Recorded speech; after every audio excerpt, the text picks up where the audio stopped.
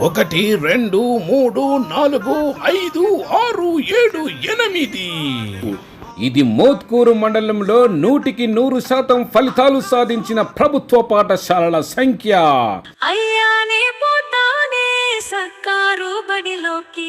జిల్లా పరిషత్ ఉన్నత పాఠశాల మోత్కూరు 88 మందికి 88 మంది ఉత్తీర్ణత. జెడ్పీహెచ్ఎస్ పాటిమట్ల 16 మందికి 16 మంది ఉత్తీర్ణత. జెడ్పీహెచ్ఎస్ బిజలాపురం 10 మందికి 10 మంది ఉత్తీర్ణత. జెడ్పీహెచ్ఎస్ దాచారం 14 మందికి 14 మంది ఉత్తీర్ణత. జెడ్పీహెచ్ఎస్ పొడిచేడు 15 మందికి 15 మంది ఉత్తీర్ణత. రెసిడెన్షియల్ స్కూల్ 63 మందికి 63 మంది ఉత్తీర్ణత.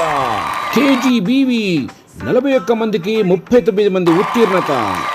జెడ్పీహెచ్ఎస్ దత్తప్పగూడెం 18 మందికి 17 మంది ఉత్తీర్ణత.